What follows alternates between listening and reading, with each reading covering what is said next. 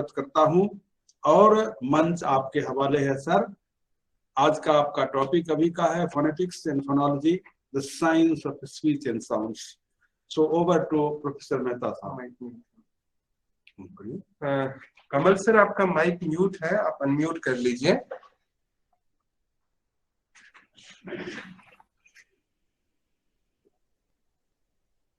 So very good afternoon to all of you. મને કીધું કે આજનો મારો વિષય જે છે એ પ્યોરલી ટેકનિકલ વિષય છે. ટેકનિકલ એ સંદર્ભમાં કે ભાષા વિજ્ઞાન જે ભાષાનો એક સાયન્ટિફિકલી સ્ટડી કરે છે, જેને લિંગ્વિસ્ટિક એવી રીતે ઓળખવામાં આવે છે અને આપણે ત્યાં ભાષા વિજ્ઞાન તરીકે ઓળખવામાં આવે છે. એ ભાષા વિજ્ઞાનના બે લેવલ્સ ઓફ એનાલિસિસ, એક છે ફોનેટિક્સ, બીજું છે ફોનોલોજી. આ બંને એક જ બાબતનો અભ્યાસ કરે છે, પણ છતાંય બંને વચ્ચે મોટો ભેદ છે. તો એના વિશે મારે તમને વાત કરવાની છે અને મારો પ્રયત્ન રહેશે કે વિષય ભલે બહુ ડ્રાય હોય પણ બને એટલો ઇન્ટરેસ્ટિંગ બનાવો. ઓછામાં ઓછી તમારામાં એમાં વધુ આગળ વધવાની થોડીક રુચિ જાગૃત કરવી.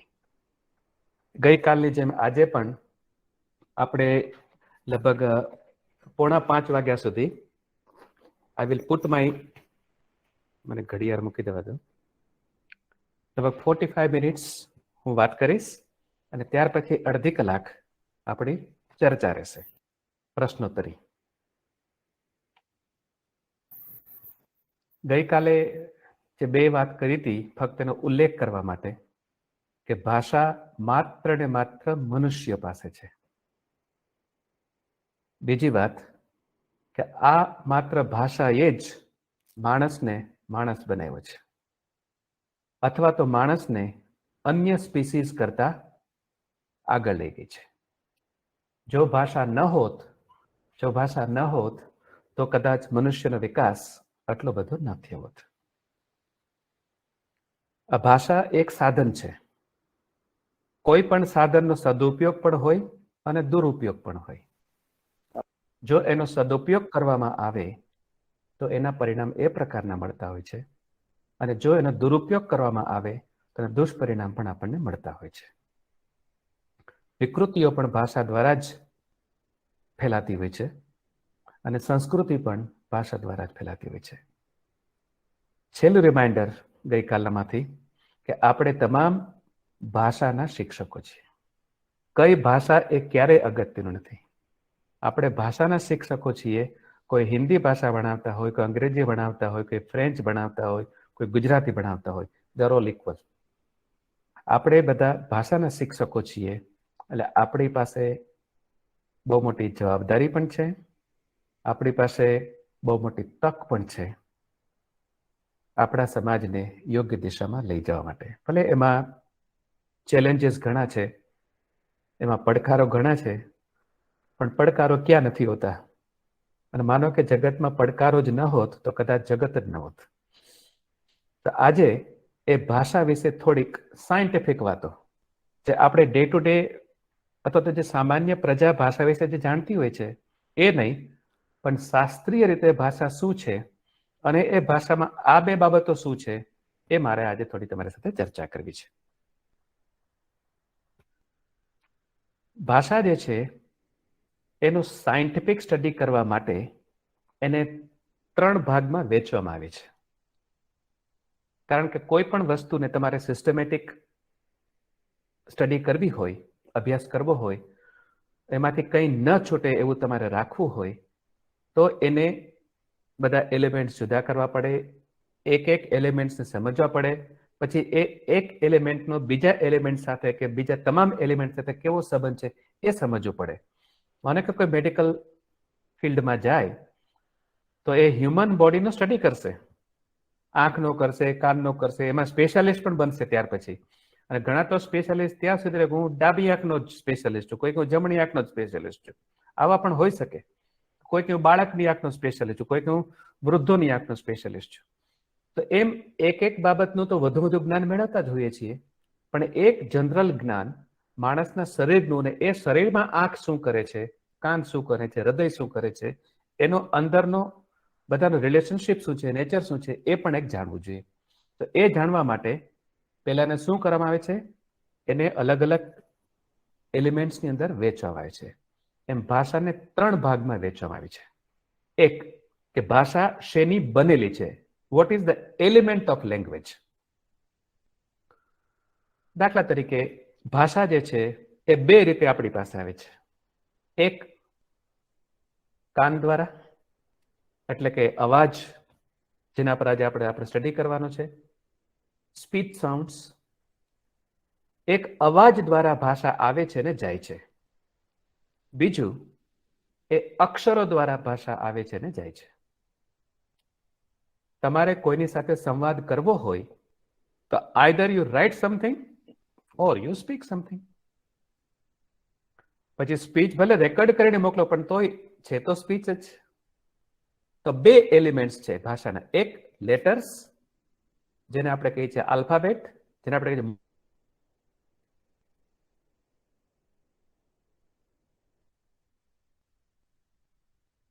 ક લખીએ એક,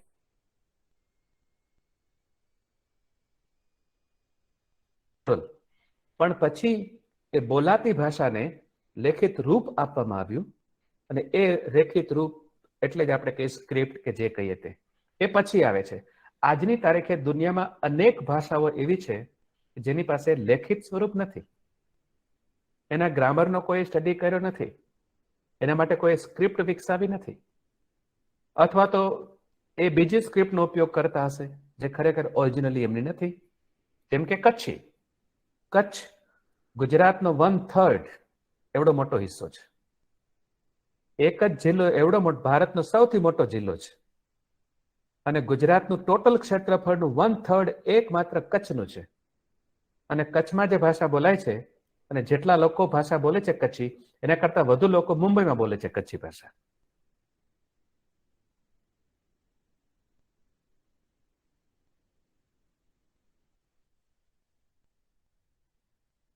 કાં તો એ સિંધી સ્ક્રિપ્ટ વાપરે છે, કાં તો ગુજરાત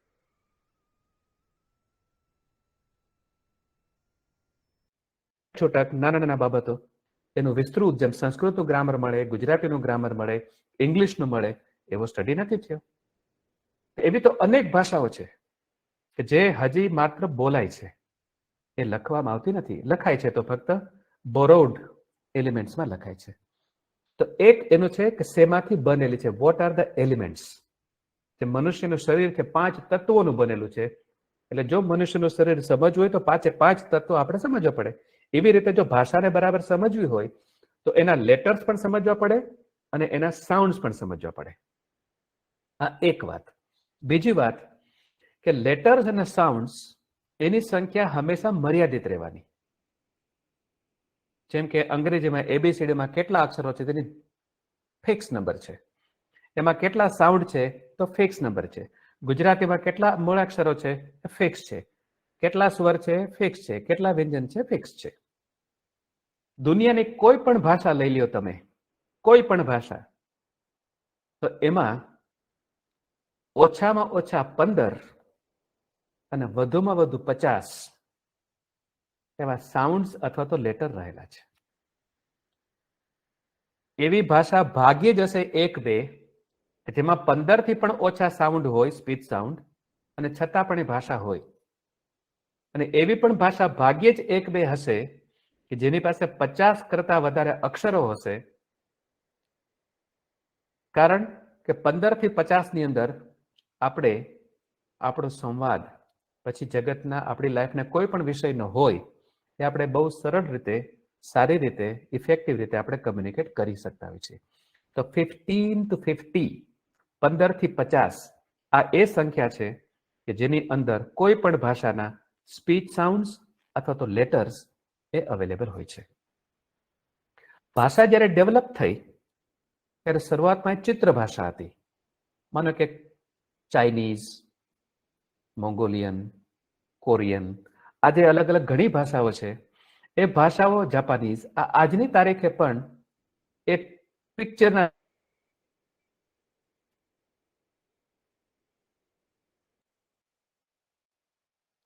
હોય છે, બનાવતા હોય છે,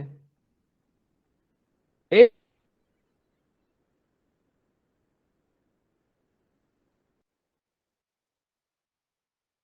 અથવા તો જેટલી પણ ભાષાઓ સંસ્કૃતમાંથી ઉદ્ભવી છે, આ તમામ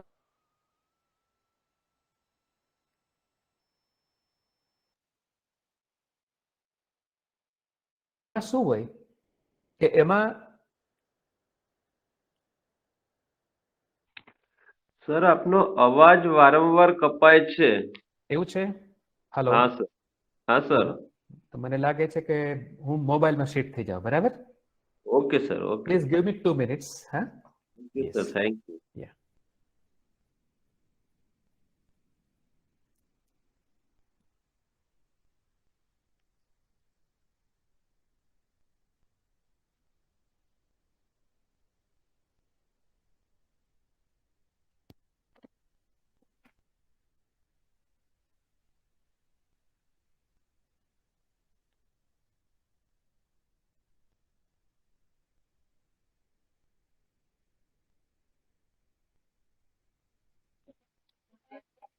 સર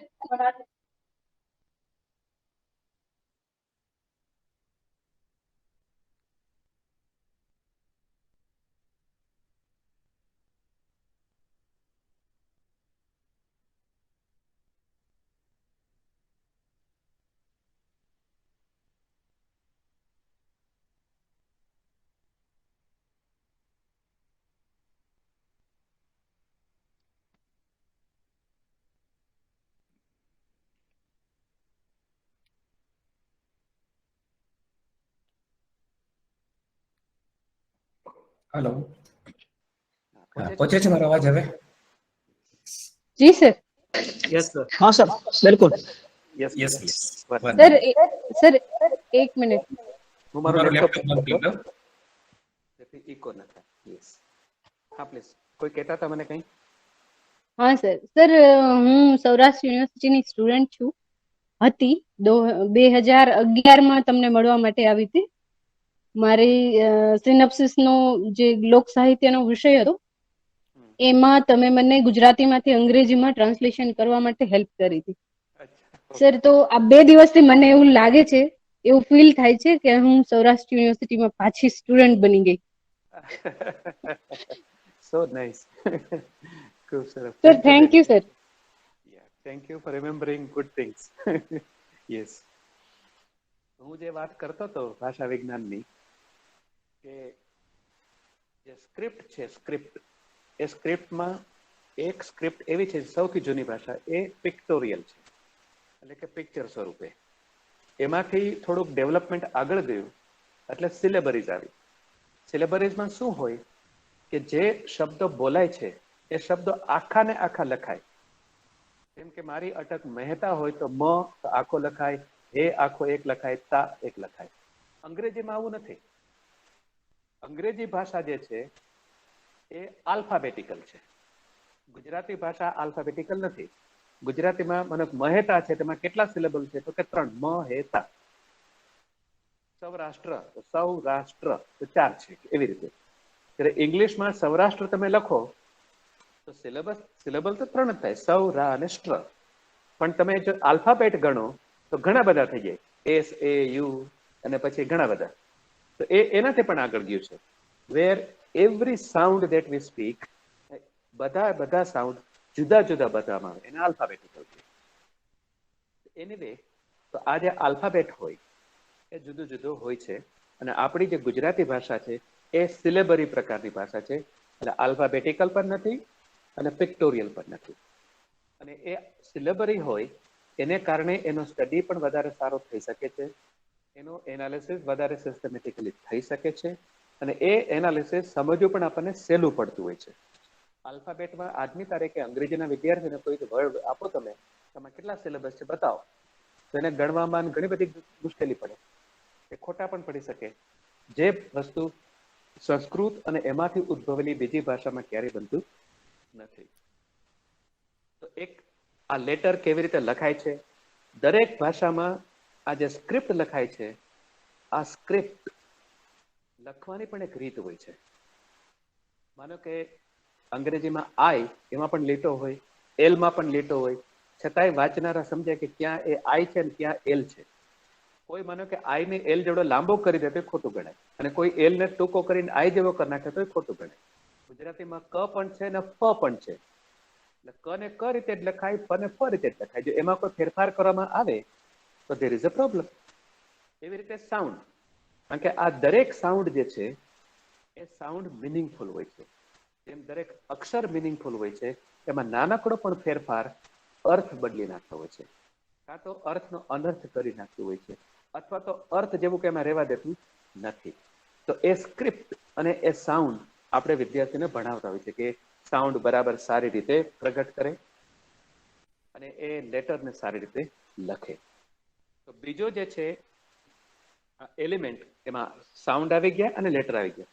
બીજો જે ભાગ છે ભાષાનો એ છે કે કેવી રીતે આ સાઉન્ડ અથવા તો આ લેટર્સ એકબીજા સાથે આવે છે.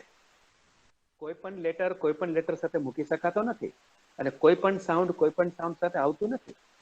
દાખલા તરીકે પંજાબી ભાષાની અંદર અર્ધ અક્ષર છે નહીં, ક્લસ્ટર, એને કારણે એ દરેક કોઈ પણ ભાષા બોલશે તો એમાં એ દરેક અક્ષરને આખો જ બોલશે. આપણે જેમ કહીએ પુત્ર તો ત્ર, પંજાબી લોકો ત્ર બોલી એ તર જ બોલશે તો પુત્ર કહેશે. સ્કૂલ, હા, સકુલ કહેશે, સકૂટર કહેશે, સ્ટેશન કહેશે. અને તમે બિહારમાં જાઓ, ઉત્તર પ્રદેશમાં જાઓ તો ઈ સ્ટેશન કહેશે, ઈ સ્કૂટર કહેશે, ઈ સ્કૂલ કહેશે. આ શું કામ? કારણ કે એ લોકો એની ભાષાની અંદર જે સાઉન્ડ સ અડધો હોય અને બીજો એની સાથે કંઈ જોડાયેલો હોય એ આવતો જ નથી. અને હિન્દીમાં જો એ શરૂઆતમાં આવે તો એની આગળ કોઈને કોઈ સ્વર હોય છે. હવે એ ટેવ પડી ગઈ છે માટે એ સ્કૂટર બોલે. એમ દરેક ભાષાનું પોતાનું એક સ્ટ્રક્ચર હોય છે કે સાઉન્ડ એક રીતે ઓર્ગેનાઇઝ કરવામાં આવે અને લેટર્સને પણ એક રીતે ઓર્ગેનાઇઝ કરવામાં આવે, અને માટે જ એ મિનિંગફુલ હોય છે. અને એ પ્રમાણે જો ન આવે તો પ્રોબ્લેમ થાય. તો બીજો જે ભાગ છે એ ભાગ છે ફોર્મ. એક છે એલિમેન્ટ ભાષાનું, બીજું છે ફોર્મ. અને ફોર્મની અંદર અલગ અલગ 3-4 વસ્તુ આપણે શીખીએ છીએ. જેમ એલિમેન્ટની અંદર એક ગ્રુપ ભણે છે ફોનેટિક્સ. ફોનેટિક્સ માત્ર ને માત્ર સ્પીચ સાઉન્ડનો સાયન્ટિફિક સ્ટડી કરે છે. બીજું છે ગ્રાફેટિક્સ, એ માત્ર ને માત્ર લેટરનો જ સ્ટડી કરે છે કે લેટર કેમ લખાય, કેમ જોડાય વગેરે. આપણે બધા જ્યારે અંગ્રેજી શીખતા હતા શરૂઆતમાં ત્યારે કર્સિવ રાઇટિંગ આપણને શીખવામાં આવતી હતી કે કે સાથે ઓ કેમ જોડાય, કે સાથે એચ કેમ જોડાય, કયો લેટર નીચે જાય, કયો લેટર ઉપર જાય, કયો ઉપરથી જોડાય, કયો નીચેથી જોડાય, કેમાં આટી મારવામાં આવે. તો આ બધી અગત્યની વસ્તુ છે જે શીખવવી પડે. તો ગ્રાફેટિક્સ એન્ડ ફોનેટિક્સ આ જે બે લેવલ્સ ઓફ એનાલિસિસ છે એ બેસિકલી એલિમેન્ટને લગતા છે. બીજા લગભગ 3 એવા સબ સાયન્સ છે, સબ કેટેગરી ઓફ સાયન્સ, જે હવે તો પોતે જ સ્વતંત્ર સાયન્સ બની ગયા છે. એ શું સ્ટડી કરે છે? કેવી રીતે આ ઓર્ગેનાઇઝ થાય છે. They study the structure of language. પહેલી વસ્તુ સ્ટડી કરતી હતી એલિમેન્ટ ઓફ લેંગ્વેજ. આ ફોર્મની અંદર શું શીખીએ આપણે? Structure of language. એમાં સાઉન્ડ કેવી રીતે આવે અને લેટર્સ કેવી રીતે આવે. અને ત્યાં પણ 3 અલગ અલગ ડિફરન્ટ કેટેગરીમાં છે. એક છે ફોનોલોજી. ફોનોલોજી એટલે કોઈ એક વિશેષ ભાષાની અંદર સાઉન્ડ કેવી રીતે આવે છે, કયો સાઉન્ડ કોની આગળ આવી શકે, કયો સાઉન્ડ કોની પાછળ આવી શકે, કયો સાઉન્ડ કેવી રીતે આવી શકે, કેટલા સાઉન્ડ એક સાથે જોડાઈ શકે વગેરે વગેરે. સાથે સાથે જ્યારે એ બોલાય તો એનાથી એક હાયર સ્ટ્રક્ચર પણ છે. કારણ કે કોઈ પણ ગ્રામર હોય, ગ્રામર ઓલ્સો સ્ટડી સ્ટ્રક્ચર. તો એ ગ્રામરના 2 ભાગ પાડવાના આવે છે. એક છે કે સ્ટ્રક્ચર ફક્ત શબ્દના લેવલ સુધી, કારણ કે કોઈ અક્ષરમાંથી શબ્દ બને કે સ્પીચ સાઉન્ડમાંથી શબ્દ બને તો એના પણ નિયમો છે. તો એ કેવા નિયમો અંતર્ગત એ કામ કરે એનું સાયન્ટિફિકલી સ્ટડી કરવામાં આવે. તો જ્યાં વર્ડ લેવલે સ્ટડી થાય છે, માત્ર વર્ડ લેવલે, એને કહેવાય છે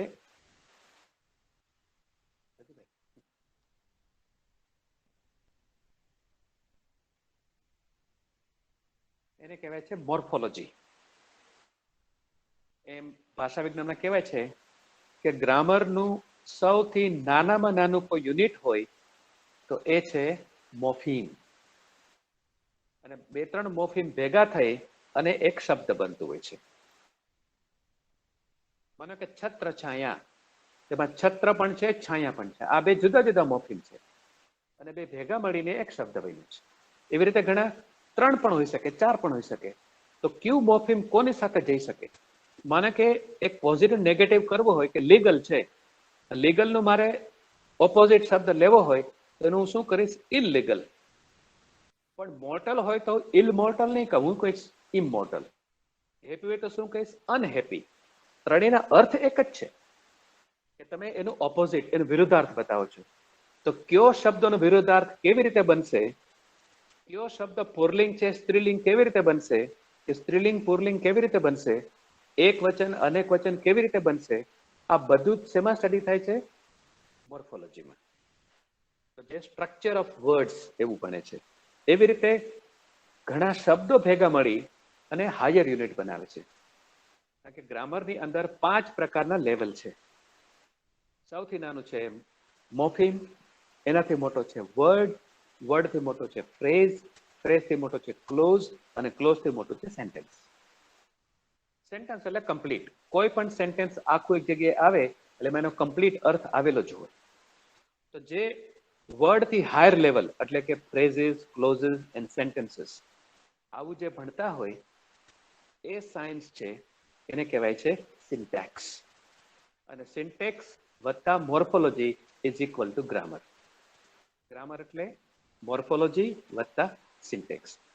ત્રીજી વસ્તુ છે કે જેમ ભાષાને એલિમેન્ટ છે, એક એનું બનેલું છે, બીજું એમાં એક સ્ટ્રક્ચર છે, ત્રીજી વસ્તુ છે કે ભાષાને પોતાનો મિનિંગ છે.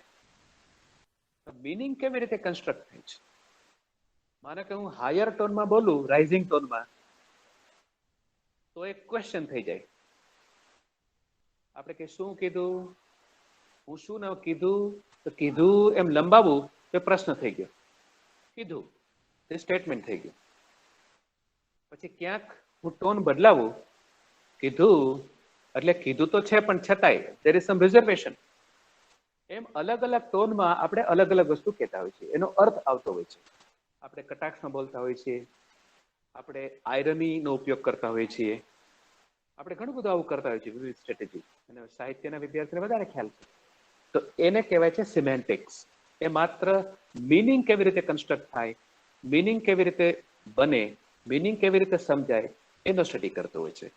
તો આમ ટોટલ જે લેવલ્સ ઓફ લિંગ્વિસ્ટિક એનાલિસિસ છે એ કેટલા છે? 6. ગ્રાફેટિક્સ, ફોનેટિક્સ, ફોનોલોજી, મોર્ફોલોજી, સિન્ટેક્સ અને સિમેન્ટિક્સ.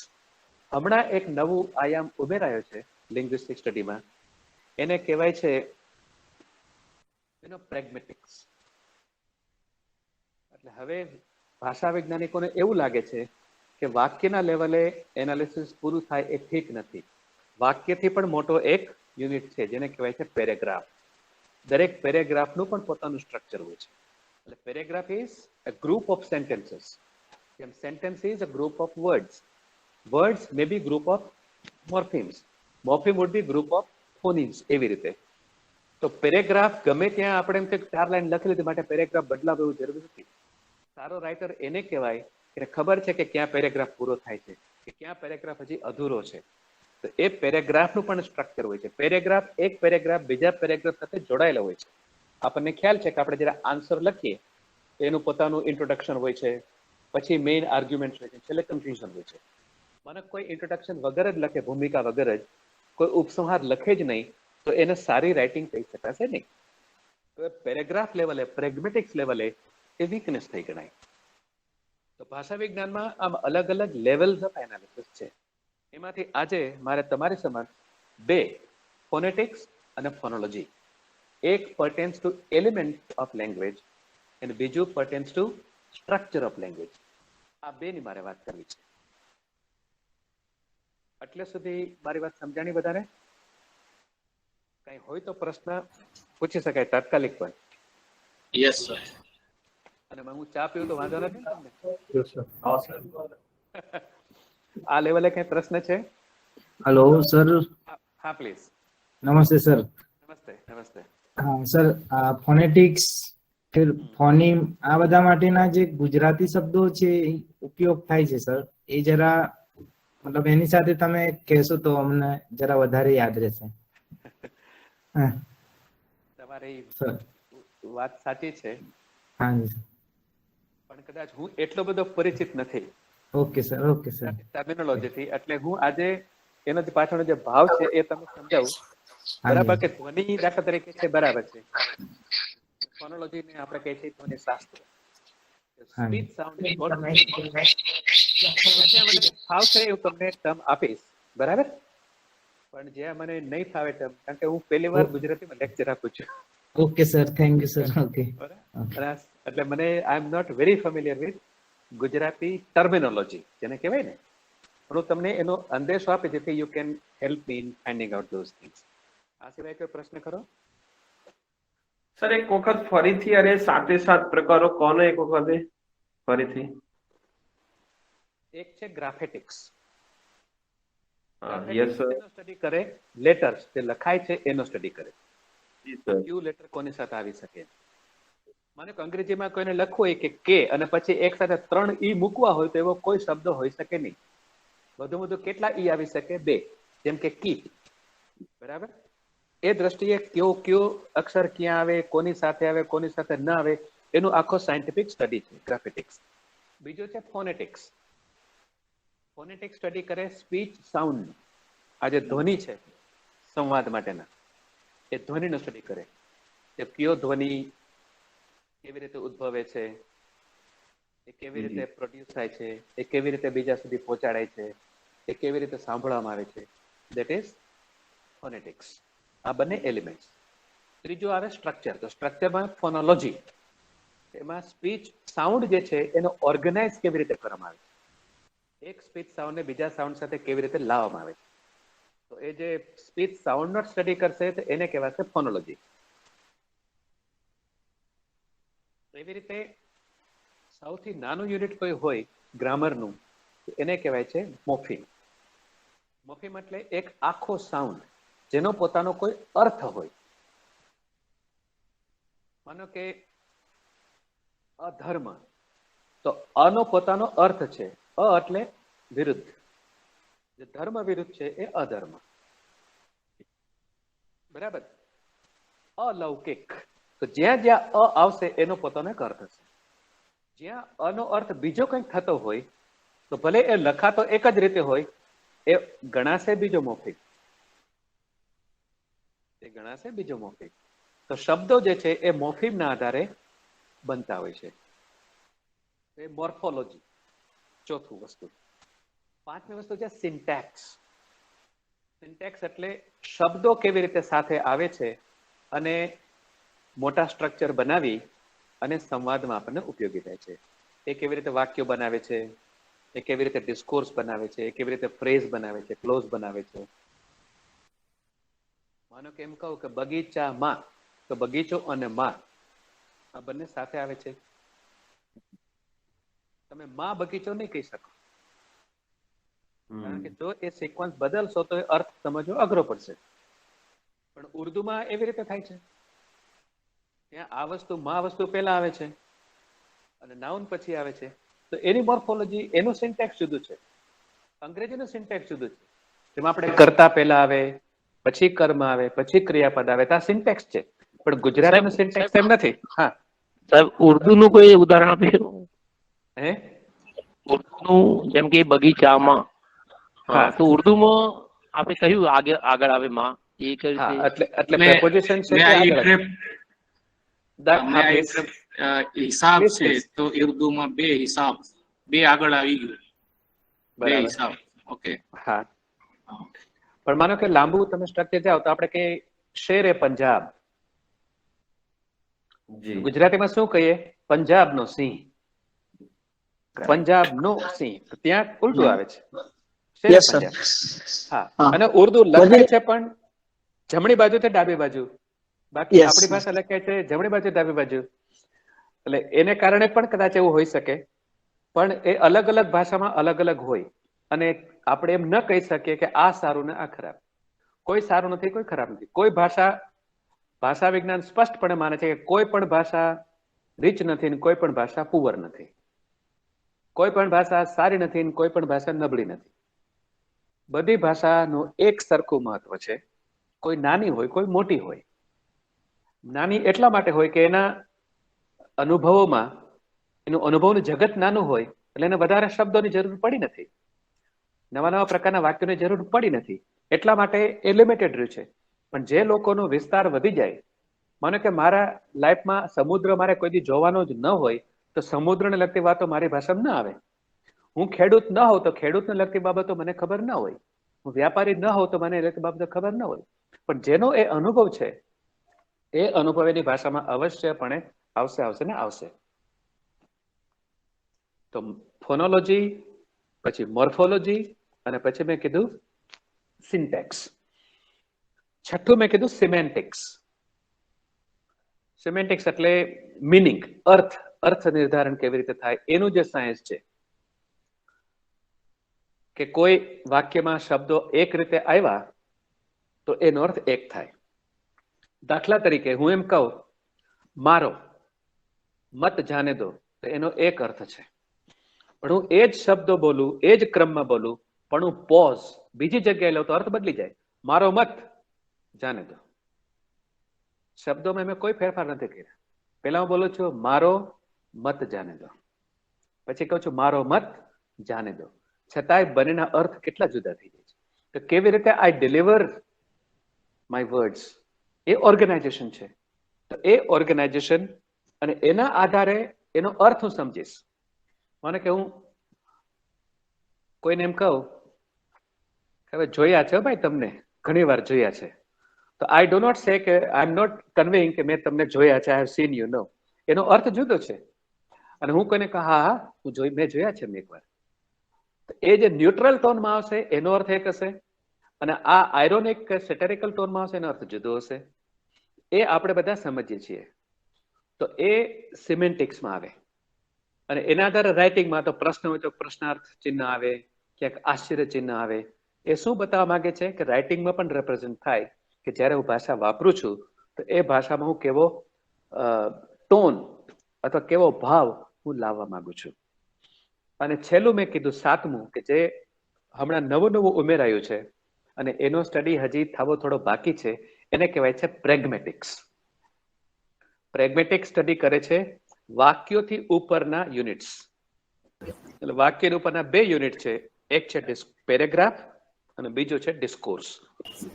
આજકાલ આપણે ડિસ્કોર્સ એનાલિસિસ ને ખૂબ સાંભળીએ છીએ. તો ડિસ્કોર્સ છે એ એક યુનિટ છે લેંગ્વેજનો.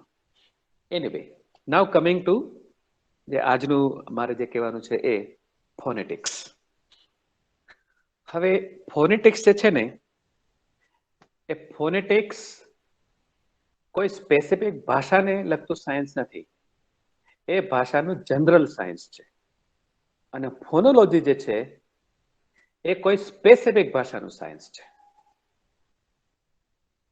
હું વધારે સ્પષ્ટ કરું તો એમ કહી શકું, હું એમ ન કહી શકું કે ગુજરાતી ફોનેટિક્સ કે હિન્દી ફોનેટિક્સ, પણ હું એમ ચોક્કસ કહે છે ગુજરાતી ફોનોલોજી, હિન્દી ફોનોલોજી. કારણ કે ફોનોલોજી જે છે એ શેનું સાયન્સ છે? સ્પીચ સાઉન્ડ્સનું. પણ speech sounds of A given language. ગુજરાતીની ફોનોલોજી એક પ્રકારનું હોય, ઇંગ્લિશનું બીજા પ્રકારનું હોય અને હિન્દીનું ત્રીજા પ્રકારનું હોઈ શકે. પણ ફોનેટિક્સ આ બધાને લાગુ પડે. Phonetics is a general study of speech sounds. કોઈ વિશેષ સ્પેસિફિક ભાષામાં ગયા વગર હ્યુમન સાઉન્ડ કેવી રીતે આવે, કેવી રીતે ઉદ્ભવે, આપણને ખ્યાલ છે કે આપણે શ્વાસ લઈએ છીએ, પછી એનો ઉચ્છ્વાસ કાઢીએ છીએ, અને જે ભાષા આપણે બોલીએ છીએ એ બીજું કંઈ નહીં પણ જે આપણો ઉચ્છ્વાસ છે એને આપણે સ્પીચ સાઉન્ડમાં કન્વર્ટ કરીએ છીએ. એટલે આપણે એને કહીએ છીએ સ્વર. શ્વાસમાંથી શબ્દ આવ્યો સ્વર. તો આપણે અલગ અલગ સ્વર હોય છે. તો એ જે આઉટ ગોઈંગ એર સ્ટ્રીમ છે ફેફસામાંથી, એને આપણે અલગ અલગ જગ્યાએ રોકીને અલગ અલગ પ્રકારના સાઉન્ડ આપણે ઉત્પન્ન કરીએ છીએ. જે લોકો વાંસળી વગાડતા હશે એને ખ્યાલ હશે કે એમાં છિદ્રો હોય છે. જ્યાંથી તમે એર અંદર દાખલ કરો છો, તો જ્યાંથી એર દાખલ થઈ એ એર કઈ જગ્યાએ રોકવામાં આવી, એને કેવી રીતે રોકવામાં આવી, એને કેવી રીતે છોડવામાં આવી, એના આધારે એ કયો સ્વર આવશે સરગમમાંથી એ તમે નક્કી કરી શકો. કારણ કે ક્યાંથી ઉદ્ભવી, ક્યાં રોકવામાં આવી, કેવી રીતે રોકવામાં આવી, અને એના આધારે આપણે અલગ અલગ ક્યાં સા છે, આ ર છે, આ ગ છે, આ મ છે, આપણને ખબર પડે. એવી જ રીતે આપણા ફેફસામાંથી જ્યારે હવા બહાર નીકળે અને સ્વર પેટીમાંથી બહાર જાય, તો સ્વર પેટીમાં સૌથી પહેલા ટ્રીટમેન્ટ આપવામાં આવે કે એને અમુક રીતે કરવામાં જ્યાં વાઇબ્રેટ થઈને મોકલવામાં આવે કે વાઇબ્રેશન વગર મોકલવામાં બહાર. એને કારણે પણ આપણા જે સાઉન્ડ છે એ જુદા થઈ જાય. મને કે પ હું બોલું તો પ માં સ્વર પેટીમાં વાઇબ્રેશન થતા નથી. આપણી સ્વર પેટી જે છે બંધ હોય છે. બહુ સાવ પાતળા નાના હોઠ જેવા ત્યાં મેમ્બ્રેન છે, એ ખુલે અને બંધ થાય. અને એમ કહેવાય કે શ્વાસ લેતી વખતે ઓન એન એવરેજ એ 60 થી 150 વાર સુધી એ વાઇબ્રેટ થાય. એ વાઇબ્રેશન પુરુષોમાં ઓછું હોય છે, સ્ત્રીઓમાં વધુ હોય છે. વાઇબ્રેશન જેમ વધુ એમ એ સાઉન્ડ જ્યારે બહાર જાય તો લાંબે સુધી જાય અને પછી એ ધીમે ધીમે વિખરાય. પણ કોઈનો અવાજમાં માનો કે પિચ લેવલ ઓછું હોય તો એ ઝડપથી વાતાવરણમાં ભળી જશે. સ્ત્રીઓનો અવાજ વાતાવરણ ભળતા થોડોક ટાઈમ લાગે છે, એટલા માટે their voice is sweeter. બીજું, અનાઉન્સ માટે એને વધારે પસંદ કરવામાં આવે છે કારણ કે એનો અવાજ દૂર સુધી જઈ શકે છે અને દૂર સુધી ડિસ્ટર્બન્સ આવ્યા વગર જઈ શકે છે. તો એ બધી ક્વોલિટી છે. તો આપણી સ્પીચ જે છે એ સ્પીચની શું શું ક્વોલિટી છે એનો આખો સ્ટડી જો કોઈ કરતું હોય તો એને કહેવાય છે ફોનેટિક્સ. પછી કયો સાઉન્ડ ક્યાં આવે, મને ક્યાંક જીભ આપણે લગાડે, દાંતને અડાડીએ જીભ તો ત થાય, પણ હોઠને અડાડે તો મ થાય, તાળવે અડાડે તો ચ થાય, એકદમ પાછળના તળે તો ગ થાય. એમ અલગ અલગ જગ્યાએ જીભ આપણે સ્પર્શ કરાવીએ છીએ અને જે હવા આવે છે ફેફસામાંથી એ અલગ અલગ જગ્યાએ રોકી અને છોડવામાં આવે છે. એના કારણે અલગ અલગ સાઉન્ડ ઉત્પન્ન થાય છે. એટલું જ નહીં, પણ તમારી જીભ તમારા મોઢામાં, પ્લીઝ, હા, હાલો, એનીવે, એવી જ રીતે તમારી જીભ તમારા મોઢામાં કેટલી હાઈટ સુધી તમે ઊંચી કરી છે એના આધારે પણ જે તે અવાજ નીકળશે એ અવાજ નક્કી થશે. આપણી જીભ આપણે 4 હાઈટમાં ઉચકી શકીએ છીએ. એને ટેકનિકલી કહેવાય છે close, half close, half open and open. મને કે મારે આ બોલવું હોય તો મારું મોઢું ખૂબ નીચું લઈ જવું પડે, મારા મોઢાની અંદર મેક્સિમમ સ્પેસ રાખવી પડે. પણ હું ઈ એમ બોલું તો સાવ સ્પેસ એકદમ ઓછી હોય જીભ અને તાળવા વચ્ચે. તો ઈ, પછી ઈ, એ, આ, એમ આપણી જીભ ધીમે ધીમે નીચી આવે, આપણો સ્વર જુદો થાય. એટલું જ નહીં, જીભના પણ 3 ભાગ પાડવામાં આવ્યા છે: front of the tongue, centre of the tongue, back of the tongue. જો ફ્રન્ટ ઓફ ધ ટંગ ઊંચી હોય તો એક પ્રકારનો અવાજ આવે, જો સેન્ટર ઓફ ધ ટંગ ઊંચી હોય તો બીજી પ્રકારનો અવાજ આવે, જો બેક ઓફ ધ ટંગ ઊંચો હોય તો ત્રીજી પ્રકારનો અવાજ આવે. આમ કેટલા બધા સાઉન્ડ આપણે ઉત્પન્ન કરીએ છીએ. જેમ કે અંગ્રેજીમાં ટોટલ 44 સાઉન્ડ છે. કેટલા છે? 44. આ 44 માં 24 વ્યંજન છે અને 20 સ્વર છે. તો એ 44 સાઉન્ડ આપણે આ જ ફેફસામાંથી કાઢેલી હવામાંથી આ જ આપણી જીભનો ઉપયોગ કરી અને આપણે પ્રોડ્યુસ કરતા હોઈએ છીએ. માનો કોઈના આગળના દાંત પડી જાય તો અમુક સાઉન્ડ નહીં આવે, કારણ કે દાંત પડી ગયા છે માટે, બરાબર. કોઈનો ઉપરનો હોઠ કપાઈ ગયો કોઈ કારણસર તો અમુક સાઉન્ડ એની સ્પીચમાં નહીં આવે. મને કોઈની જીભ પૂરેપૂરી બહાર નહીં આવતી હોય, અમુક લેવલથી વધુ ઉચકાતી નહીં હોય તો અમુક સાઉન્ડ એટલા સરસ આવશે નહીં. These are biological defects. એટલે આ ફોનેટિક્સ જે છે એ શું સ્ટડી કરે છે? આખું આપણું એર સ્ટ્રીમ મેકેનિઝમ, કે જે એરનો આપણે ઉપયોગ આ અલગ અલગ સ્વર કાઢવામાં, ધ્વનિ કાઢવામાં કરીએ છીએ એ કેવી રીતે કરીએ છીએ? મોટા ભાગની ભાષાઓમાં 12 જાતિ એરસ્ટ્રીમ એટલે કે આઉટ ગોઈંગ એરસ્ટ્રીમનો ઉપયોગ ભાષામાં થતો હોય છે. પણ દુનિયામાં એવી પણ ભાષાઓ છે કે જેમાં માણસો શ્વાસ લે અને ત્યારે અવાજ કરે. તમે આફ્રિકન ક્રિકેટરનું નામ વાંચજો તો નતીની એન પછી સીધો ટી આવે એટલે ન સાઉન્ડ આફ્રિકન ભાષામાં છે. આપણને શા માટે બોલવામાં તકલીફ પડે છે? આપણે કઈ નતીની, એ નતીની નથી, એ શરૂઆત જ સ્વરથી થાય છે. આપણી કોઈની ભાષામાં સ્વર પછી વ્યંજન પછી જો સ્વર ન આવે તો એ બને નહીં, પણ ત્યાં આવે છે તો એને કહેવાય છે એક પ્રકારનું ઇમ્પ્લોઝિવ અંગ્રેજીમાં, કે જેમાં શ્વાસ લેતી વખતે તમે સાઉન્ડ ઉત્પન્ન કરી શકો. તો એ બની શકે, પણ બાકી 90% of our sounds are produced કોનો ઉપયોગ કરીને? Outgoing air stream. પછી એ સ્ટડી કરે છે કે કોને આપણે ઓર્ગન્સ ઓફ સ્પીચ કહી શકાય, કે શરીરના કયા કયા અંગોનો ઉપયોગ આપણે સાઉન્ડ ઉત્પન્ન કરવામાં વાપરીએ છીએ. મને કે આપણે આંખનો ઉપયોગ નથી કરતા, હોઠમાં આપણે નીચેના હોઠનો ઉપયોગ કરીએ છીએ, ઉપરના હોઠનો ઉપયોગ કરીએ છીએ. નીચેના હોઠ લઈ જવા માટે ઘણીવાર નીચેના હોઠ ઉપરના દાંતને અડે અને અમુક સાઉન્ડ આવે. ઘણીવાર જીભ છે ઉપરના હોઠને અડે અને સાઉન્ડ આવે. તો આપણા જે ઓર્ગન્સ ઓફ સ્પીચ છે એમાં તાળવાના પણ 3-4 ભાગ પાડ્યા છે, દાંતની પાછળનો ભાગ છે. તો એ જે બધા જે છે એને કહેવાય છે ઓર્ગન્સ ઓફ સ્પીચ. અને અલગ અલગ ભાષા આ જ ઓર્ગન્સનો અલગ અલગ રીતે ઉપયોગ કરતા હોય છે. ત્રીજો એ સ્ટડી કરે કે જે એરસ્ટ્રીમ બહાર જાય છે એ એરસ્ટ્રીમ કેવી રીતે અટકાવવામાં આવે છે. મને કે આપણે પ બોલીએ તો પમાં શું કરીએ? આપણે એરસ્ટ્રીમને રોકી અને પછી ધડાકા સાથે છોડી.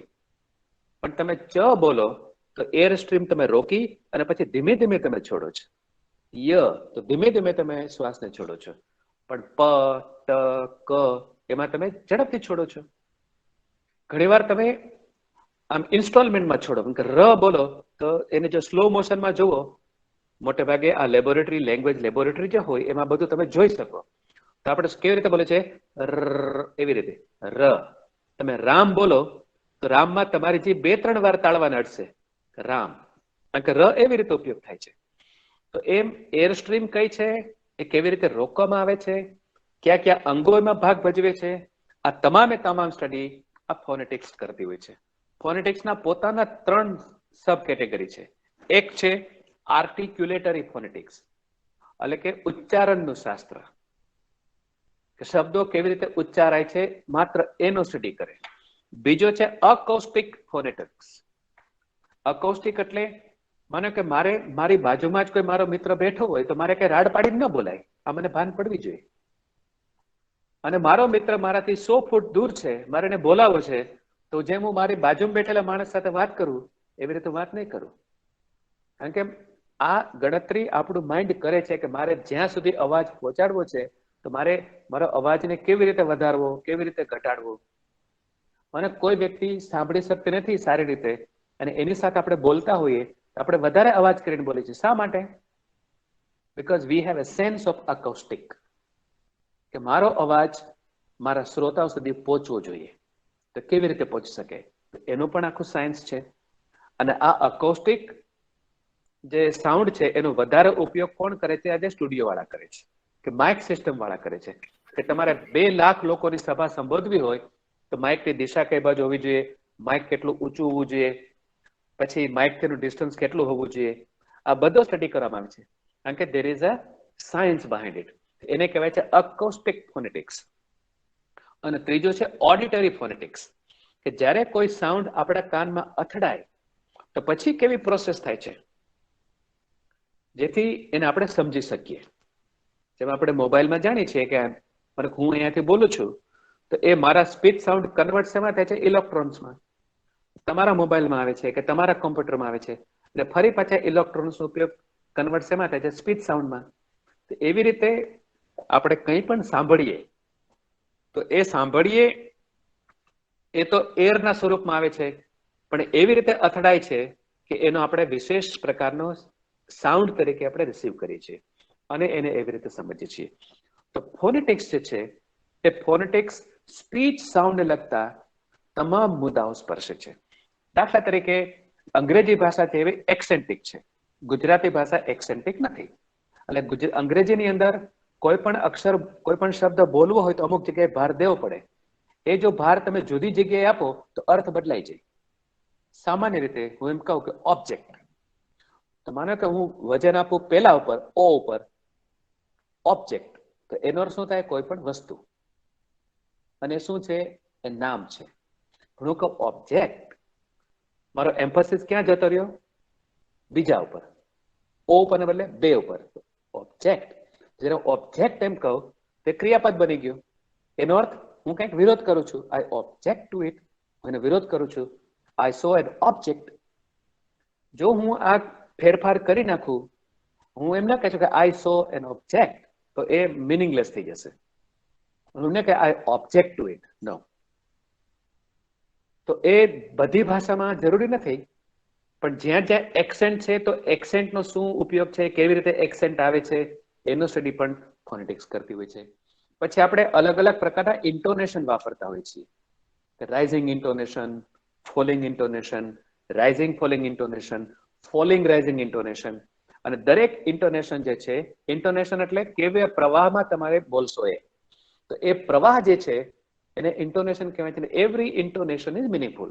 જેમ કે સ્ટેટમેન્ટ એક પ્રકારના ટોનમાં બોલાય છે કે મને આ ખબર નથી, પણ મારે જો પ્રશ્ન પૂછવો હોય તો હું પૂછું મને ખબર નથી. મને ખબર નથી આ સ્ટેટમેન્ટ, મને ખબર નથી તો આ ક્વેશ્ચન થયો. ભલે આપણે એને વધારે સ્પષ્ટ કરવા, એલિટ કરવા, શું મને ખબર નથી, આપણે આગળ શું ઉમેરી છીએ જેથી કન્ફ્યુઝન ન થાય. પણ કદાચ તમે ગ્રામેટિકલી કરેક્ટ સેન્ટેન્સ ન પણ વાપરો, તમે માત્ર ટોન જ વાપરો, તો પણ તમે કન્વે કરી શકતા હો છો. એટલા માટે કહેવાય છે કે જ્યારે કોઈ પણ વ્યક્તિ આ બીજી ભાષા સમજે, બીજી ભાષા શીખે, ત્યારે સૌથી છેલ્લે શેના પર કમાન્ડ મેળવે છે? ટોન ઉપર.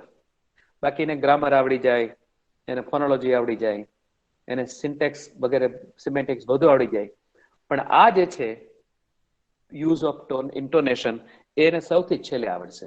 અને એટલા માટે આપણે લોકો જ્યારે બીજી કોઈ પણ ભાષા બોલીએ આપણા સિવાયની, તો સામેના વ્યક્તિને આ સમજવું સહેલું પડશે કે આ મારી ભાષાનો માણસ નથી.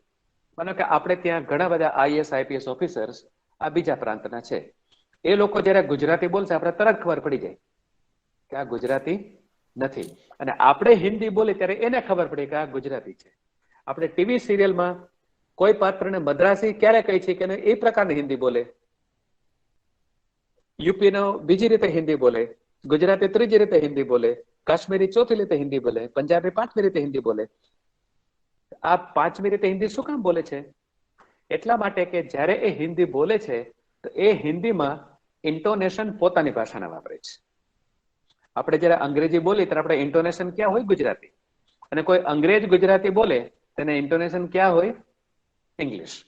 તમે આજે ગુજરાતી ન્યૂઝ ચેનલ જુઓ, એમાં જે છોકરા છોકરીઓ ગુજરાતી બોલતા હોય છે, ન્યૂઝ રીડર, એમ લાગે કેટલું આર્ટિફિશિયલ ગુજરાતીનો કચરો કરી નાખે છે. એવી રીતે ટોનમાં બોલે ગુજરાતી, આપણને તકલીફ પડે કે શું કહેવા માંગે છે, કયો શબ્દ ક્યાં જોડે ને ક્યાં તોડે, આમાં કઈ ઠેકાણું નહીં. કારણ કે બધા ઇંગ્લિશ મીડિયમમાંથી ભણીને આવ્યા હોય, ગુજરાતી ક્યારેય જાજી સાંભળી હોય નહીં, અને પછી જે ગુજરાતી બોલે એ એકદમ આર્ટિફિશિયલ. એવી રીતે તમે અમુક છાપાઓના ગુજરાતી વાંચો, જેમ કે દિવ્ય ભાસ્કર, કે જે ઓરિજિનલી બહારથી આવેલ છે, જે પહેલા અંગ્રેજીમાં મંગાવીને પછી ગુજરાતી કરે છે, તેવા જે લેખો હોય અમુક કોલમનિસ્ટ, કે એનો લેખ ઓરિજિનલી ઇંગ્લિશમાં હોય પછી કોઈ ગુજરાતી કરે, તો એ ગુજરાતી વાંચો તોય આર્ટિફિશિયલ લાગે કે આ ગુજરાતી નથી, આ મારી ગુજરાતીની હત્યા થઈ રહી છે. આપણે બિલકુલ લાગે, કારણ કે વી આર ગુજરાતી. એનું કારણ શું છે કે ઇન્ટોનેશન અને આ સ્ટ્રક્ચર એ આપણે આપણી પહેલી ભાષાના વાપરતા હોય છે. તો આ તમામ બાબતોનું સ્ટડી કરી જો કરવામાં આવે તો જો ભાષા આપણે શીખવાની હોય તો આપણને એમાં સારા સારા ક્લ્યુ મળે. મને કે મારે ગુજરાતી લોકોને અંગ્રેજી શીખવી હોય તો મને ખબર પડે, જો હું ફોનેટિક્સ સાથે સમજાવું તો, કે ગુજરાતી લોકો ક્યાં ભૂલ કરશે. તો એ સી એટલે SEA અને SHE એમાં ભેદ નહીં કરે. અંગ્રેજીમાં એનો ઘણો બધો ફરક પડી ગયો. SHE એટલે શી, તો કોઈ છોકરી કોઈ બેનને ઉલ્લેખે છે, પણ SEA એટલે સમુદ્ર થાય, પણ એ બોલશે બે સરખું. એટલે જ્યારે જેને ખબર છે એના માટે કંઈક વિચિત્ર લાગે, શું કહેવા માંગે છે. એ રસવાળું દીર્ઘાવાળું જાજો ફેર નહીં પડે. મને કે બીટ BIT અને BEAT બીટ આ બે વચ્ચે ભેદભાવ કરશે નહીં. એના કારણે જે ઓરિજિનલી જે સારું સમજે છે એના માટે પ્રોબ્લેમ થશે. તો આ બધી વસ્તુ સમજવા માટે આ ફોનેટિક ગ્રામેટિક્સનો ઉપયોગ આપણે કરતા હોઈએ છીએ. મનુષ્ય મેં કીધું એમ અનલિમિટેડ નંબર ઓફ સાઉન્ડ નો ઉપયોગ કરી શકતા હોય છે, પણ દરેક ભાષા આ જે આખી રેન્જ છે એમાંથી અમુક સાઉન્ડ પસંદ કરી અને પોતાની ભાષામાં વાપરે છે. જે મેં કીધું એમ 15 થી 50. પણ બાકી મનુષ્ય આપણે કૂતરાનું પણ ઇમિટેશન કરી શકીએ, બિલાડાનું પણ ઇમિટેશન કરી શકીએ, ગધેડાનું પણ ઇમિટેશન કરી શકીએ, બળદનું પણ ઇમિટેશન કરી શકીએ, તમામનું ઇમિટેશન કરી શકીએ. એ જ આપણે મોરલાની જેમ બોલી શકીએ, કોયલની જેમ બોલી શકીએ, એવા અવાજ કરી શકીએ. પણ જ્યારે આપણી ભાષામાં બોલીએ છીએ ત્યારે આપણે એવી રીતે કહેતા નથી. ત્યાં આપણે ફિક્સ નંબર ઓફ સાઉન્ડ છે. તો દરેક ભાષામાં જે સ્પીચ સાઉન્ડ સિલેક્ટ કરવામાં આવ્યા છે અને એનો સ્ટડી કરવામાં આવે એને કહેવાય છે ફોનોલોજી. Phonetics is general, ફોનોલોજી is particular. એટલે ફોનોલોજીની અંદર ગુજરાતી ફોનોલોજી હોય તો એમાં માનો કે 40 સાઉન્ડ હોય તો 40 સિવાયના કોઈ સાઉન્ડનો સ્ટડી એ ગુજરાતી ફોનોલોજી કરશે નહીં. અંગ્રેજી માનો કે 44 હોય તો 44 સાઉન્ડનો જ સ્ટડી કરશે, બીજો કોઈ સાઉન્ડ કરશે નહીં. મને કોઈની ભાષામાં 41નું સાઉન્ડ આવતું હશે તો કયા સાઉન્ડની બાજુમાં છે એમાં એને ભેળવી દેવામાં આવશે. તો phonology is applied phonetics. What is it? It is applied phonetics. કે ફોનેટિક્સમાં તમે જે સિદ્ધાંતો સમજ્યા છો એ સિદ્ધાંતના આધારે કોઈ એક ભાષાનું ફોનેટિક્સ તમે જ્યારે ડિસ્ક્રાઇબ કરવા માંગો અને ડિસ્ક્રાઇબ કરો તો એ સાયન્સને કહેવાય છે ફોનોલોજી. જેમ ભાષા બદલે એમ ફોનોલોજી પણ બદલે. એટલા માટે ફોનોલોજીને માત્ર એપ્લાઇડ જ નથી કહેતા, એને ફંક્શનલ પણ કહેવામાં આવે છે. It is functional phonetics. અને આ એક પ્રકારનું ગ્રામરનો સ્ટડી છે. કારણ કે કોઈ પણ સાઉન્ડ સાથે આવી શકતું નથી. જેમ કે ઇંગ્લિશની અંદર એક સાથે વધુમાં વધુ 3 વ્યંજન આવી શકે, 3 થી વધારે વ્યંજન આવી શકે નહીં. અને વધુમાં વધુ 4 વ્યંજન એક સાથે આવી શકે. એ વચ્ચે પણ આવી શકે, પાછળ પણ આવી શકે. તો કયો સાઉન્ડ ક્યાં આવે, કોની સાથે આવી શકે, એનો જે સ્પેસિફિક ભાષાને ધ્યાનમાં લઈને કરવામાં આવે તો ધેટ ઇઝ કોલ્ડ ફોનોલોજી. કોઈ પણ ભાષા હોય એ ભાષા કેવી રીતે બોલાય છે એને રેપ્રેઝન્ટ કરવા માટે એક ઇન્ટરનેશનલ આલ્ફાબેટ પણ છે. એને ઇન્ટરનેશનલ ફોનેટિક આલ્ફાબેટ કહેવાય છે, IPA. એમાં દુનિયાના કોઈ પણ સાઉન્ડ માટે એક સ્પેસિફિક સિમ્બલ છે. એટલે તમે અંગ્રેજી ડિક્શનરી જો જોવો ને તેમાં એક સ્પેલિંગ આપ્યો હોય પછી એનો ઉચ્ચાર આપ્યો હોય. કારણ કે એમાં જેમ લખાય છે એમ બોલાતું નથી. આપણી ભાષા જેવી રીતે લખાય છે એવી રીતે બોલાય છે, અને જેવી રીતે બોલાય છે એવી રીતે લખાય છે. અંગ્રેજીમાં એવું નથી, તો ત્યાં ઉચ્ચાર પણ દેવો પડે. ત્યારે આપણામાં લખાણ છે એ જ ઉચ્ચાર છે. Yes please. હેલો. એનીવે, જેમ કે ક્વીન શબ્દ સાહેબ, ક્વીન હે લખાય અલગ ને બોલાય અલગ. હા બરાબર છે. એવી રીતે મને અંગ્રેજીમાં જે લખાતું છે એવી રીતે બોલાય. હા, તો BUT બંનેમાં યુ છે, પણ એક જગ્યાએ યુ નો અર્થ અ થાય છે, બીજી જગ્યાએ એનો સાઉન્ડ ઉ છે. શું કામ છે? There is no logic. ભાષામાં લોજિક હોતું નથી. ભાષામાં શું હોય છે? કન્વેન્શન, પરંપરા, કે આવી રીતે બોલાય છે માટે એવી રીતે છે. તો એ કન્વેન્શન પછી ચાલુ રહે, એમાં ધીમે ધીમે ફેરફાર થાય. કોઈ ફેરફાર કરે એમાં ના નહીં, પણ એ ફેરફાર આવતા પણ વાર લાગે અને સમય પણ લાગે. અમેરિકન લોકોએ પ્રયત્ન કર્યો કે જેવી રીતે બોલાય એવી રીતે લખાય. એને પોતાની ભાષાનું નામે આપ્યું અમેરિકન લેંગ્વેજ. પણ દુનિયાના ભાષા શાસ્ત્રીઓ એને અમેરિકન ઇંગ્લિશ નથી એ આર્ગ્યુમેન્ટ સ્વીકાર્યો નહીં, અને બધાએ કીધું ભાઈ તમે ભલે જુદી રીતે બોલો, આવી રીતે અમારે દરેક ડાયલેક્ટ જુદી રીતે બોલાય. મને ઉત્તર ગુજરાતમાં પાણીને પોણી તરીકે બોલાય, એટલે એ પોણી થોડું જુદું થઈ જાય, એ પાણી જ રહે. કોઈ જગ્યાએ શું ખબર બોલે, કોઈ જગ્યાએ શી ખબર એમ બોલે. તો ક્યાંક શું બોલે ક્યાંક શી બોલે એટલે ભાષા થોડી બદલાઈ જાય. એની Standard- ડાયલેક્ટ છે. સ્ટાન્ડર્ડ લેંગ્વેજ ચાલી શકાય છે ભાઈ, બદલાય ને સ્ટાન્ડર્ડ લેંગ્વેજ રહી જાય. એટલે જેમ જગ્યા બદલે, રીજન બદલે, બાર ગાવે બોલી બદલે, એમ બોલી બદલાય, પણ એ ભાષા બદલાતી નથી. તો એ જે સ્ટડી કરવામાં આવે છે એને કહેવાય છે ફોનોલોજી. આ મારી એક ટૂંકી સમજણ જે તમને આજે આપવાની હતી એ આ હતી. ફોનેટિક્સ કોને કહેવાય? તે જનરલ છે, બધી ભાષાને સ્પર્શે છે, એ સ્પીચ સાઉન્ડ લગતી તમામ બાબતોને સ્ટડી કરે છે, જે થિયરી પછી આપણે કોઈ પણ ભાષાને લગાડી શકીએ. જ્યારે ફોનોલોજી છે એ એપ્લાઇડ ફોનેટિક્સ છે, એ ફંક્શનલ ફોનેટિક્સ છે, કે એ થિયરીનો ઉપયોગ કોઈ ભાષાને ડિસ્ક્રાઇબ કરવા માટે જ્યારે આપણે કરીએ તો એને કહેવાય phonological study. Fine. Now the session is open for question answer. Sir નમસ્કાર. હા, આપને નમસ્કાર. તમે સમજાવ્યું, બહુ સમજ પડી, સરસ. સાથે સાથે મને પ્રશ્નો પણ ઘણા થતા હતા, પણ પ્રશ્નો પૂછતા પહેલા તમે સોલ્યુશન પણ કરી દેતા હતા. હવે પ્રશ્નો ઘણા રહ્યા નથી. પણ એમાં એવું પ્રશ્ન એક બે એવા હતા કે જગતમાં માનવ બધી જગ્યાએ સરખા જ છે, દરેકના ઉચ્ચારણ સ્થાન પણ સરખા છે, જીભ, મોં, દાંત, હોઠ, કંઠ, તાલવ એ બધું જ છે. તો દરેક જગ્યાએથી ઉચ્ચારણ તો સરખા થતા હોય એમની ભાષામાં, પણ ભાષા છે બરાબર. તો ક્યારેક સમાન કેમ બોલાતું નથી, તકલીફ કેમ પડે, એ મને પણ તમે સમજાવી દીધું છે. એટલે એ પ્રશ્ન પૂરો થયો મારો. અને બીજું સાહેબ એક પ્રશ્ન એ આવ્યો કે અમે એવું સમજીએ છીએ કે અંગ્રેજીમાં 26 અક્ષર છે અને આપ 44 નું કઈ ઉચ્ચારણ કહો છો. આ મને થોડુંક હા, એટલે 26 જે છે ને એ 26 લેટર્સ છે, ગ્રાફેટિક્સ અક્ષર, બરાબર, અક્ષર છે. અને 44 જે છે સાઉન્ડ છે, જે આપણે સાંભળીએ ને એ 44 અલગ અલગ પ્રકારના છે. કે દરેક માનો કે ફોનોલોજી હોય તેના કેટલા ફોનિમ્સ છે એના આધારે એ ભાષાની ફોનોલોજી હોય. તો અંગ્રેજીમાં ટોટલ 44 સાઉન્ડનો ઉપયોગ કરી અને કંઈ પણ બોલાય છે. એવી રીતે ગુજરાતીમાં પણ હશે લેટર, પણ આપણે શું છે કે લેટર સામે એટલા જ સાઉન્ડ છે એટલે આપણે જ્યાં જો વેરિએશન નથી. પણ અંગ્રેજીમાં આલ્ફાબેટિકલ હોવાને કારણે એમાં ઘણું બધું વેરિએશન છે. બરાબર. પણ ગુજરાતીમાં ઘણી જગ્યાએ પ્રોબ્લેમ છે. દાખલા તરીકે આપણે અ ની આખી 12 અક્ષરી છે તો આપણે કહીએ છીએ કે 12 સ્વર છે, બરાબર, અને બાકીના બધા વ્યંજન છે. પણ આ સ્વર નથી, આ સ્વર નથી. કારણ કે સ્વર એને જ કહેવાય કે જે તમે તમારા ફેફસામાં શ્વાસ હોય ત્યાં સુધી એક ને એક સાઉન્ડ તમે બોલી શકો. મને કે એમ તમે જેટલો શ્વાસ ભર્યો એટલો સુધી લંબાવી શકો. પણ કોઈ પણ વ્યંજન હોય એ તમે મેક્સિમમ 1/5 સેકન્ડ સુધી જ બોલી શકો. 1 સેકન્ડમાં આપણે 5 અક્ષર બોલી શકીએ છીએ, 5 સાઉન્ડ બોલી શકીએ છીએ ઓન એન જે એવરેજ વાળા, એવરેજ સ્પીકર. ઘણા બહુ ફાસ્ટ સ્પીકર હોય તો જુદી વાત, ઘણા સ્લો હોય તો જુદી વસ્તુ છે. પણ નિયમ તો કોને લઈને નક્કી થાય? જનરલી, બરાબર. તો 5. તો માનો કે મારે ક એટલું જ બોલવું હોય, સાથે અ ન જોડું તો બોલી શકીશ નહીં. એકલો વ્યંજન ક્યારે બોલી, કાં તો સ્વરને આગળ આવવું પડે, કાં સ્વરને હું એક એમ બોલી શકું, કાં તો કી એમ બોલી શકું. પણ માત્ર ક બોલવું હોય તો ન બોલી શકું. તો એમ આપણે ત્યાં છે તમે લંબાવી શકો, નહીં લંબાવી શકો.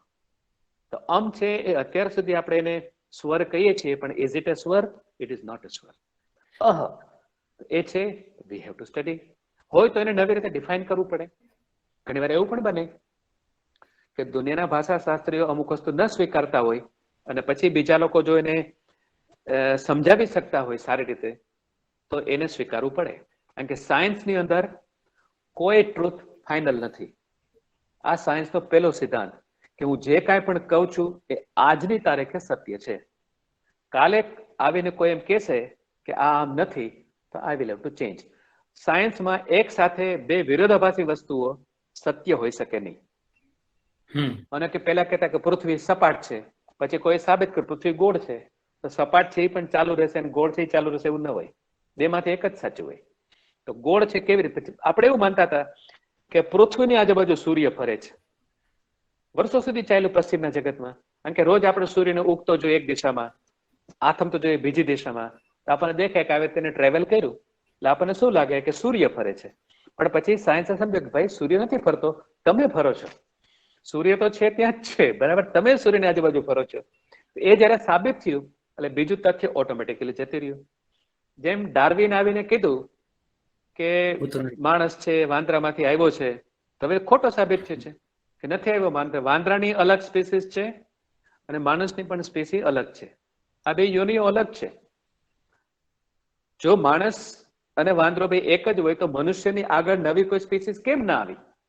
એ પણ આવી છે ને. ઇવોલ્યુશનની થિયરી અત્યારે ખોટી સાબિત થઈ ગઈ.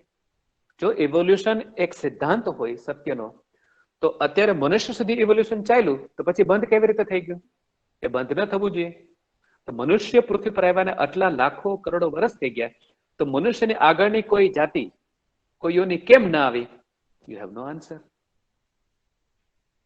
એવી રીતે જેમ સિગમન્ડ ફ્રોઈડ, 19મી સદીમાં આ 3 ફિલોસોફર, એક સિગમન્ડ ફ્રોઈડ, બીજો કાર્લ માર્ક્સ અને ત્રીજો ડાર્વિન, આ ત્રણેય જણાએ આખી દુનિયાનું ચિંતન બદલાવી નાખ્યું.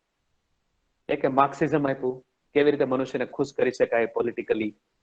એકે કીધું માણસનું મન કેવી રીતે કંટ્રોલ કરી શકાય, કેવી રીતે મનને કારણે જ બધા પ્રોબ્લેમ થાય છે. પણ આ ત્રણેય એમાં ઘણું તથ્ય પણ છે અને સાથે સાથે ઘણું વધારાનું પણ છે. તો જે તથ્ય જે છે એ તથ્ય આખું જ્યાં સુધી ના હોય તે સાયન્ટિફિક હોય નહીં. તો આજે ડાર્વિનની સામે બીજી થિયરી આવી છે, કાર્લ માર્ક્સની સામે બીજી થિયરી આવી. કાર્લ માર્ક્સે જે કીધું એક દિવસ કમ્યુનિઝમ આવશે, ઝઘડાઓ બંધ થઈ જાય, પણ આપણે જોયું કે બધે કરતા વધુ ઝઘડા કોણ કરે છે? માર્ક્સિસ્ટ લોકો જ કરે છે. આ નક્સલવાદીઓ કોણ છે? તો માર્ક્સિસ્ટ લોકો જ છે. એને હિંસામાં જ વિશ્વાસ છે. એને કેવી રીતે કહી શકે કે શાંતિ આવશે? ના આવે. સિગમન્ડ ફ્રોઈડ એવી રીતે. તો આમ તથ્ય જેમ નવું આવે તેમ ગુજરાતીના જે ભાષા વિજ્ઞાનીઓ છે એ જો સાબિત કરે કે અહ અને આ પણ બે સ્વર છે, તો it would be different thing. તો સ્વીકાર્ય પણ બને. કદાચ એ ફોનેટિક્સમાં એક નવો આયામ પણ ઉમેરાય. દુર્ભાગ્ય શું છે કે ભાષાનો સ્ટડી આપણા લોકોએ બહુ ઓછો કર્યો છે. તમે મને કે ગુજરાતીના વિદ્યાર્થી જોવો જે પીએચડી કરતા હશે, તો 100 જણા પીએચડી કરતા હશે તો એમાં 97 લોકો સાહિત્ય પર સ્ટડી કરતા હશે. માત્ર 2 જણા ભાષા ઉપર સ્ટડી કરતા હશે. એને કારણે આપણી ભાષા આટલી અદ્ભુત છે એ દિશામાં લોકો ગયા નથી. અને થોડો ઘણો સ્ટડી કોઈ કરાવ્યો હોય તો ગુજરાત અંગ્રેજીના પ્રોફેસરોએ કરાવ્યો છે. અમે અહીંયા આપીએ કે હવે તું ફોનેટિક્સ શીખો છો, વિદ્યાર્થીને કહીએ તો ગુજરાતી સૌરાષ્ટ્રની શીખ.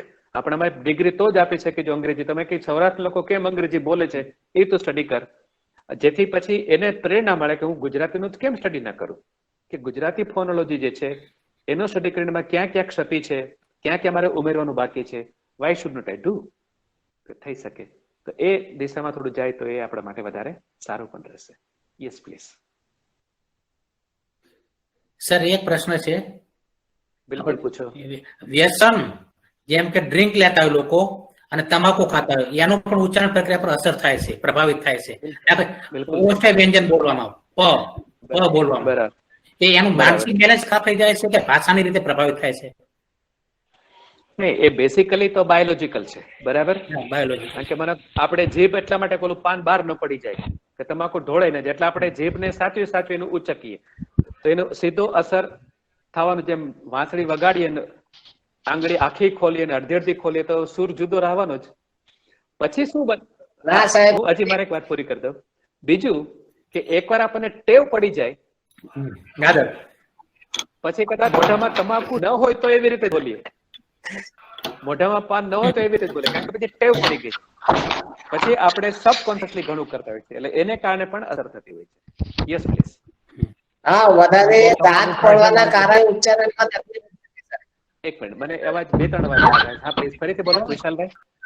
હા, દાંત પડવાથી પણ ઉચ્ચારણમાં તકલીફ થાય છે. બિલકુલ થાય, બિલકુલ થાય. કારણ કે જે સાઉન્ડને પ્રોડ્યુસ કરવા માટે દાંતની જરૂર હોય અને દાંત હોય જ નહીં તો એ થોડું જુદું પડવાનું.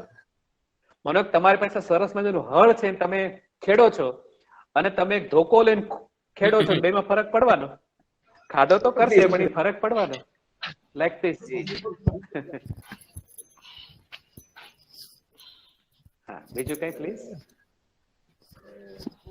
હા, નમસ્કાર. નમસ્કાર કિશોરભાઈ.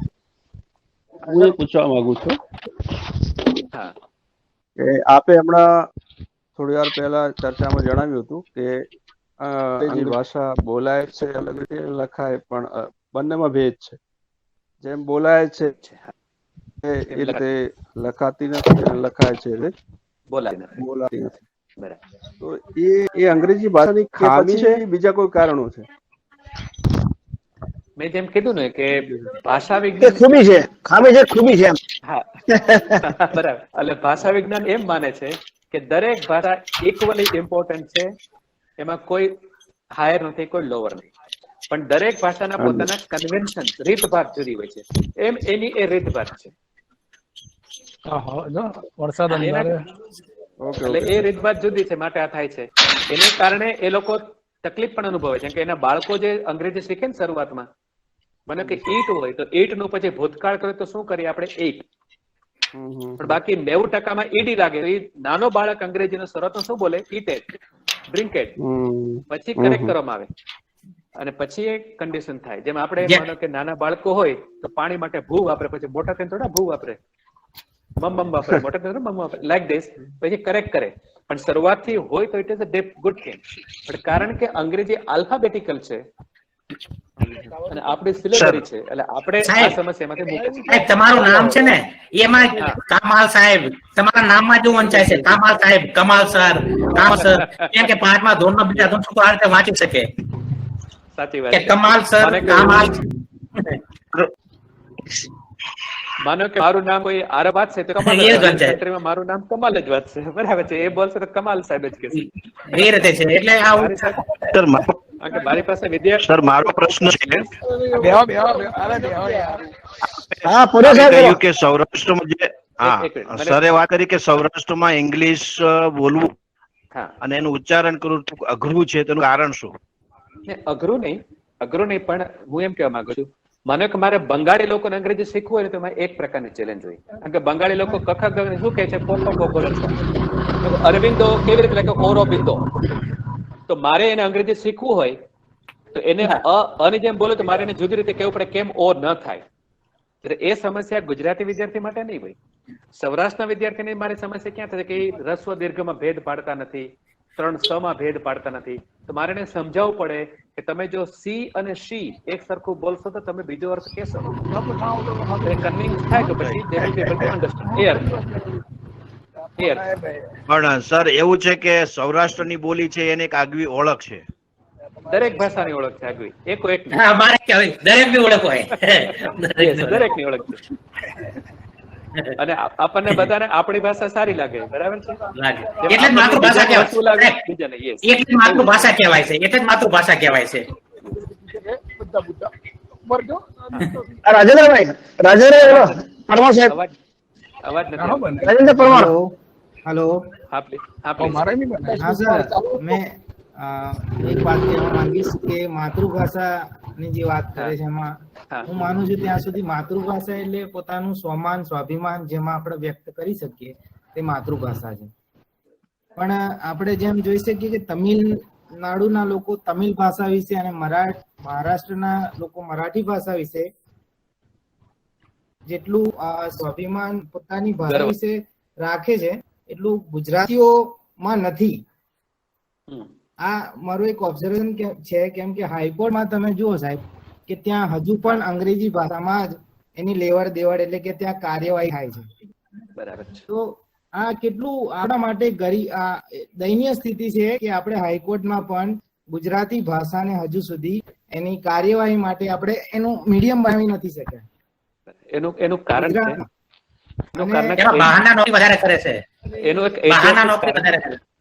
એ, અને બીજું ઐતિહાસિક કારણ છે. માનો કે વર્ષો પહેલા એક બહુ મોટું તમિલ એમ્પાયર હતું જે છે ઓસ્ટ્રેલિયા સુધી હતું. આજે તમે સિંગાપુર જાઓ તો સિંગાપુરમાં વધુ તમિળ ભાષા બોલાય છે અને તેના સ્થાપક કોણ હતા? તમિળિયન હતા બધા. ઇન્ડોનેશિયા, મોંગોલિયા, આ બધી જગ્યાએ, મોંગોલિયા ને ઇન્ડોનેશિયા, પછી મલેશિયા, આ બધા જ લોકો જે છે એ તમિળ હતા. તો તમિળ એમ્પાયર હતું.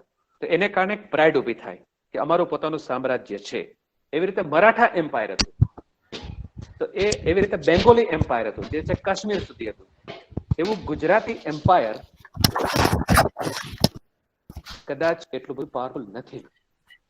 આપણે ત્યાં 10મી સદીમાં આપણે ત્યાં પરાભવ થયો. સોમનાથ તૂટ્યું, પછી આપણે ગુજરાત નું નાથ જે પૂરું થયું, પછી ગુજરાતીનું સામ્રાજ્ય કઈ થયું નથી. અને પેલા જૂના એરિયા બહુ જાજા મળતા નથી. જે કઈ છે કાં તો રાજસ્થાનના છે, કાં તો કર્ણાટકના એવી રીતે છે.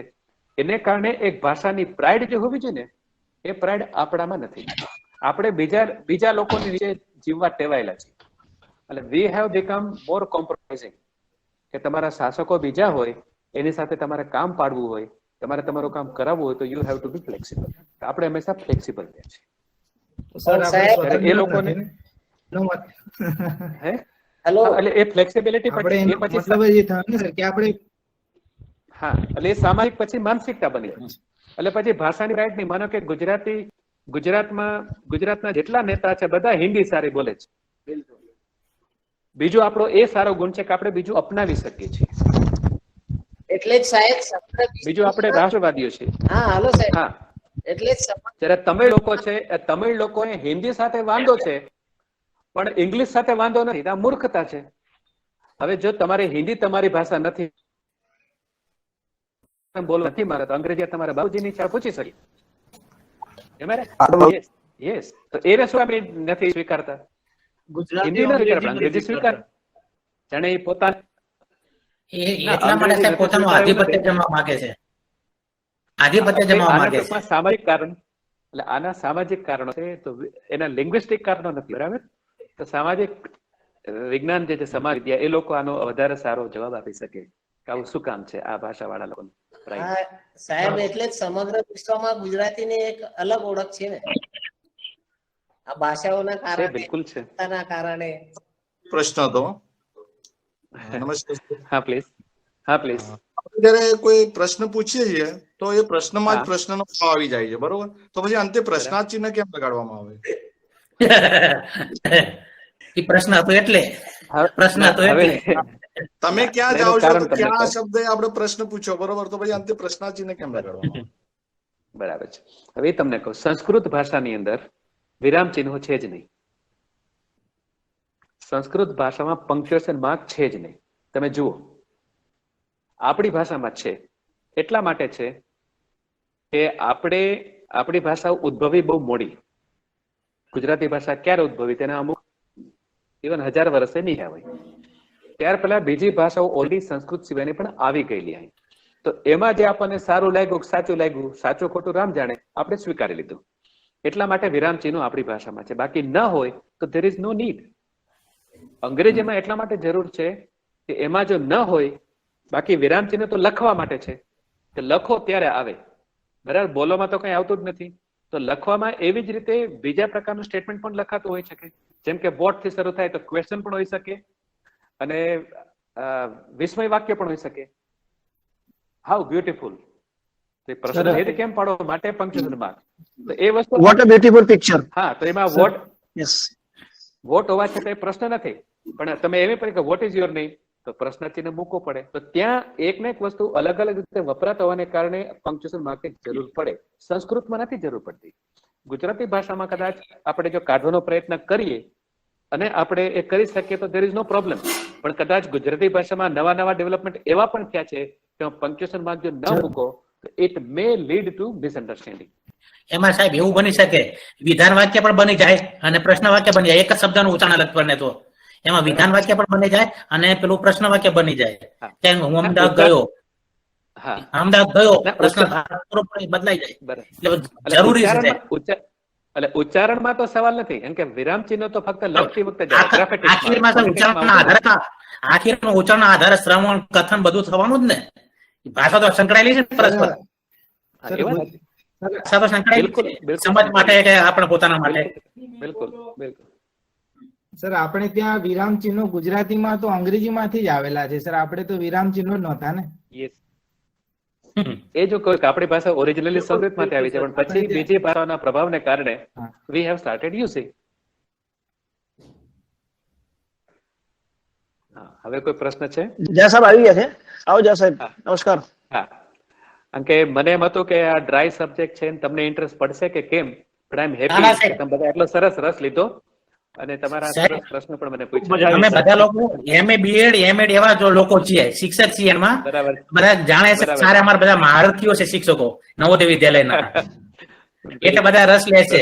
હા, તો ઠીક છે, હવે ઉંમર બધા એ રીતે ને કે બધા હોશિયાર શિક્ષકો અમારા બધા. બરાબર.